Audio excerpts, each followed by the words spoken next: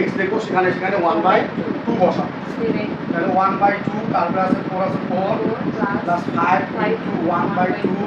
Minus 3 আছে 3, তাহলে 1 এর উপরে 4 করলে 1ই হয়, আর 2 এর উপরে 4 করলে হয় 16 পাওয়ার 4 প্লাসে প্লাস। এই গুণন সবসময় উপরেরটার সাথে হয়, তাহলে 5 1 আর নিচে আছে 2 আর মাইনাস 3 আছে 3। তো এই 3 এর নিচে তো মনে মনে 1 আছে নাকি, তাহলে 16 2 আর হচ্ছে 1, এটা লসাগু করতে হবে এখন।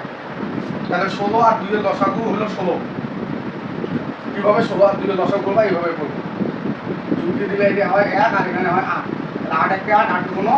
16, এটা হলো লসাগু। তো এই লসাগুর নিয়ম হলো হর দিয়ে ভাগ করতে হয়, যা থাকে তাই দিয়ে লবকে গুণ করতে হয়। তা তুমি 16 দিয়ে 16 ভাগ করলে কত থাকবে, 1,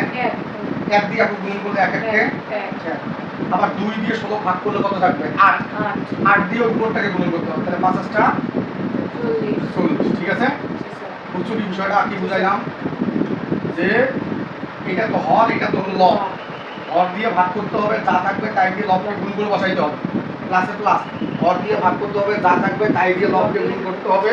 করে যা হবে তাই, যেমন এটা দিয়ে ভাগ করলে হয় 8, 8 5 টা 40, তারপর হলো মাইনাস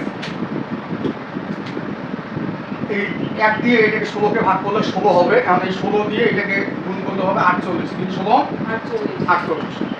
এখন নিচে তো আছে 16 থাকলো, কাটাগুলো সবগুলো নষ্ট হচ্ছে 16, আর উপরে এখন ক্যালকুলেশন করি, উপরে এই দুইটা যদি যোগ করো তাহলে হয় 41 মাইনাস 48, 41 থেকে 48 বাদ দিলে থাকবে উপরে -7 আর নিচে থেকে 16, এটাই হলো